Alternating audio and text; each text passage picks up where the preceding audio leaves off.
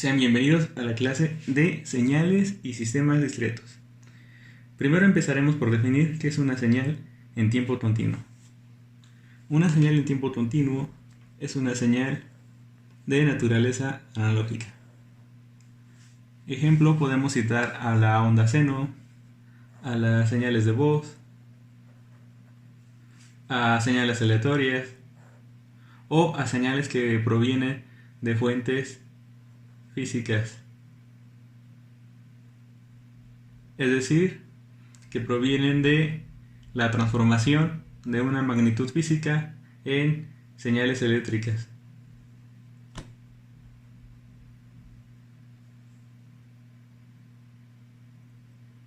Este tipo de señales se caracterizan porque se encuentran en el dominio del tiempo, quiere decir que en el eje horizontal la variable independiente es t y sus valores son continuos, quiere decir que van uno tras otro, o sea, no tienen alguna interrupción. Tienen una sucesión infinita de valores. Algunas de estas señales pueden estar dadas por alguna fórmula matemática. Por ejemplo, y es igual a x cuadrada. Y como sabemos, esta función representa una parábola. O también pueden estar dados por alguna función trigonométrica.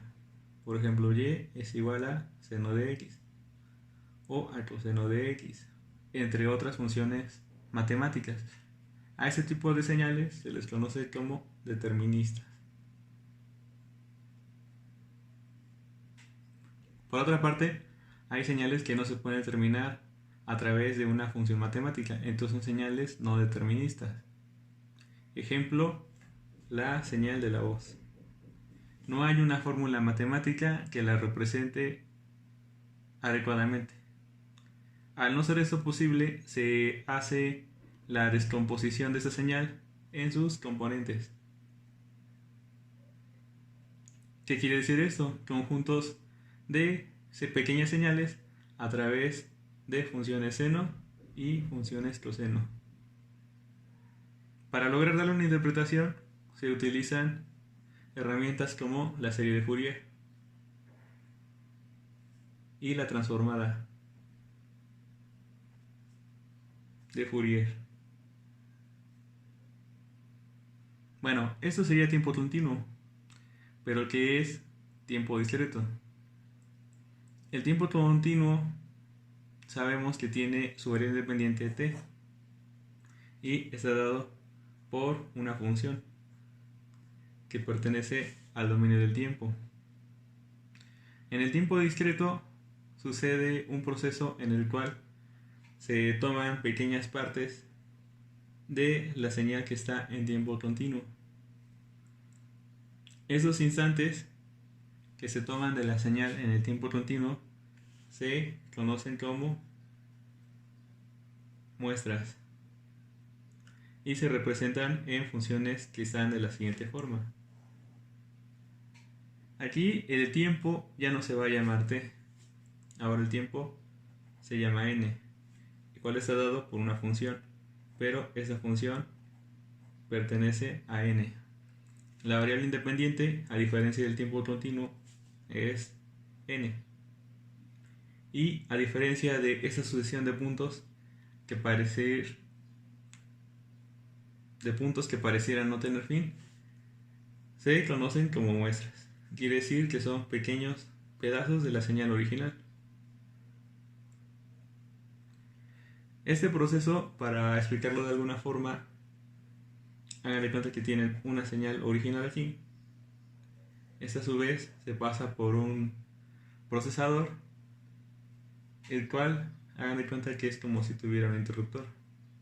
Y en determinado instante de tiempo solamente va a dejar pasar una parte de la señal. Digamos que deja pasar la muestra 0, luego deja pasar la muestra 2, luego la muestra 4. Entonces esos pequeños instantes de tiempo se le conocen como muestras. Y es lo que caracteriza a una señal discreta de una señal continua. ¿Qué aplicaciones tiene esto? Bueno, esto después se le puede asignar algún valor en binario a cada una de las muestras. Después se puede codificar. Y después vamos a tener una serie de valores binarios o una serie de bits. Esto tiene aplicaciones a la hora de, por ejemplo, convertir una información analógica en una información digital. Entonces, antes de que suceda esto, ocurre este proceso llamado muestreo. Hay señales que tienen esta naturaleza de ser discretas desde el principio. Por ejemplo, la mayoría de esas señales son señales que tienen que ver con estadística. Ejemplo, la bolsa de valores, la conversión de divisas, los indicadores de tráfico, el crecimiento poblacional, entre otros. O sea, su naturaleza ya es desde el principio discreta, porque las muestras desde un principio son valores que están dados ya específicamente, si no fueron muestras de una señal que desde el principio ya está dada por muestras. Y en cambio, por ejemplo, si yo hago un sensor que detecte la humedad, el proceso de obtener esa señal es totalmente analógico. Si yo quiero guardar esa información para después trabajar con ella, entonces ya es un proceso de conversión analógico-digital. Entonces, una de las principales ventajas es que se puede obtener una señal para después trabajar con ella. Esa es la diferencia entre el tiempo continuo y el tiempo discreto. Veamos ventajas del procesamiento digital de señales. Una de sus principales ventajas es la flexibilidad.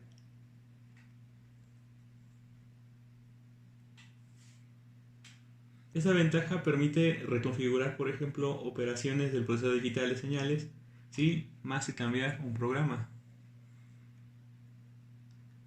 Ejemplo, se recaba, no sé, a lo mejor la información que genera un sensor. Luego de eso, pues se guarda en algún medio de almacenamiento. Y a través de un software se puede reconfigurar las operaciones que ya se tenían en forma digital. Y entonces hagan de cuenta que se actualiza este programa, pero entonces la ventaja de esto es que a pesar de utilizar diferente software, ya sea en la versión 1, en la versión 2, las versiones que vayan saliendo, yo voy a poder seguir trabajando con la información que yo obtuve originalmente.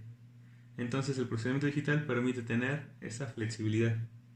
Otra de sus ventajas es que permite tener un mejor control y por ende me da una mayor precisión. También otra de sus ventajas es que permite almacenamiento fácil.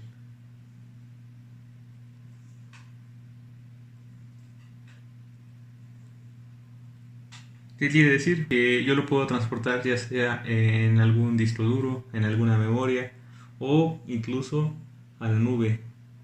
Entonces, por lo cual me permite tener soporte. Y este soporte pues da por resultado que se evite la pérdida de información.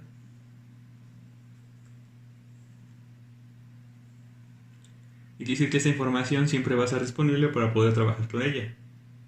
Obviamente sabemos que no es 100% seguro, pero da una ventaja mayor a tenerlo en algún medio analógico. Entonces, por lo cual, las señales se vuelven transportables. Hagan de cuenta que yo adquirí algunos estados, no sé, de algún sensor de humedad, de presión, Y esa señal pues la puedo guardar en un archivo y después la puedo compartir con otros compañeros que quieran hacer cambios sobre ella. ¿Qué más permite? Implementación de algoritmos.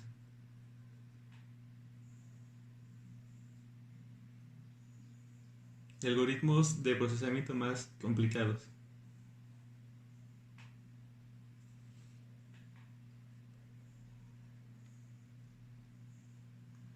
Por ejemplo, si no se tenía la tecnología actual para encontrar ciertos datos, en el futuro este archivo puede ser disponible para poder trabajarlo con algún software que ya traiga funciones que la anterior no traía y permitan encontrar todos esos resultados que no se podían obtener anteriormente debido a que a lo mejor el hardware, o sea la parte física, no podía todavía desarrollar cierto tipo de operaciones o se tardaba demasiado.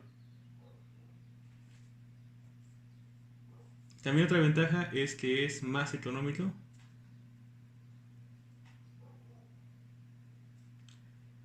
que su contraparte analógica. Bueno, realmente ya casi no se usa el soporte analógico. La mayoría de los datos se procesan directamente a su forma digital, se hace la conversión. ¿Qué más? Son potentes, pequeños y rápidos. Esto se refiere a la evolución que ha tenido el hardware y el software para ese propósito. Por ejemplo, hay tarjetas que adquieren estos datos y los convierten en alguna fuente digital. Aquí podemos citar a las tarjetas de adquisición, podemos citar a Arduino, al procesador analógico digital que tiene, podemos citar al Raspberry, podemos citar a otras tarjetas inteligentes que por ejemplo usa Intel, incluso los mismos puertos de las PCs o interfaces que existan para teléfonos celulares, entre otras. Y incluso también podemos citar a softwares como por ejemplo MATLAB, que permite trabajar con datos adquiridos y después se le aplica algún programa, ¿no?, para poder procesarlo después. Veamos algunas desventajas.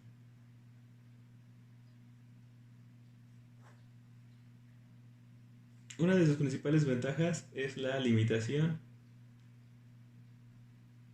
en la velocidad de operación.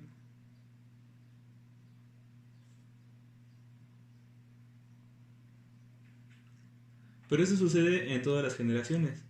Lo hemos visto en la evolución de, por ejemplo, las computadoras. Incluso en la misma evolución del Internet. Entonces, las tecnologías comparadas de tecnologías pasadas con las tecnologías nuevas pues tenían ese inconveniente de que había una limitación en la velocidad del procesamiento de los datos. Pero eso se seguirá dando.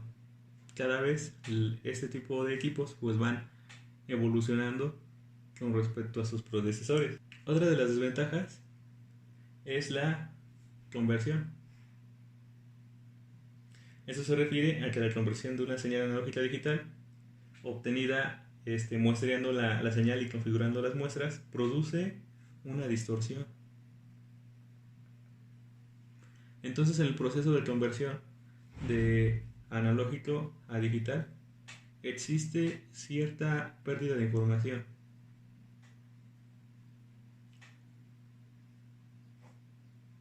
¿Por qué? Porque una señal analógica pues toma la mayor parte de la señal original, o sea, es una interpretación de lo que está físicamente y después lo transforma a una señal eléctrica. Sin embargo, el mismo proceso de la digitalización a la hora de tomar determinados pedazos de la señal original pues va a dar como resultado que exista algún tipo de especie de pérdida de información. ¿Dónde se puede observar mejor esto? Anteriormente, cuando se trabajaba, por ejemplo, con archivos MP3, cuando empezó esta tecnología, la mayoría de los archivos venían configurados a 128 kilobits por segundo. Un archivo de audio que regularmente está guardado en extensión WAV o CDA, tiene una tasa de muestreo arriba de esto, casi cercana a los 1000 kilobits por segundo aproximadamente, es un poco más. Entonces ven la diferencia de la calidad. Es cierto que hay ciertas frecuencias que no se perciben por el oído humano, pero sin embargo, como podemos ver a la hora de aplicarle un formato de compresión digital, eso de por sí ya era digital, al aplicarle un formato de compresión digital todavía más pequeño, pues sí hay una considerable pérdida de información. Obviamente eso se escuchaba terrible, ¿no? Después pues vimos la evolución, que fueron subiendo a 128, después a 320, que fue lo máximo en lo que se quedó. Otros formatos obviamente trabajan sin pérdida, quiere decir que está cercano a esto. Pero sin embargo aquí se puede ver que en la conversión entre los mismos digitales hubo pérdida de información, porque esta conversión de este a este sigue siendo digital, pero el proceso de compresión hizo que se perdieran algunos datos. Obviamente el convertir algo analógico a digital tiene sus ventajas, ¿no? Una de esas es que se pueden arreglar pequeños errores de audio, pero realmente sí existe una pérdida de información. Para el oído humano no es tan notable, pero si se pone uno a analizarlo a través de software de computadora, pues sí se puede dar cuenta que pues faltan algunos datos. Número 3. Bueno, existen efectos debidos a la precisión finita, que deben de ser considerados en el proceso digital de las muestras cuantificadas. Hay algunos datos, por ejemplo, que no llegan a pasar totalmente, o ocurren algunos efectos debido a que se toman ciertas partes de la señal y otras se ignoran. Entonces, por ejemplo, si tú tenías un valor que estaba, suponiendo que estaba por aquí, vamos a suponer que era voltaje, y decía, no sé, 19 volts, 19.6 aproximadamente, a la hora de que hace la precisión digital, pues aparentemente diría lo mismo, pero tal vez aquí nos muestre 19.7. Eso es lo que yo vería, pero realmente pues tiene un valor más cercano, ¿no? Y aquí pues pasaría de que a lo mejor este mismo error en la medición o en la precisión de la medición puede ocasionar que a lo mejor no diga 19.7, sino que diga 20 volts, por ejemplo, suponiendo que esto fuera voltaje. Entonces son algunos de los errores que hay debido a la precisión finita. Yo aquí lo veo, por ejemplo, con un multímetro analógico y aquí con uno digital, y puede haber esa pequeña variación. Entonces es una de las desventajas que ocurren a la hora de hacer el procesamiento digital de señales.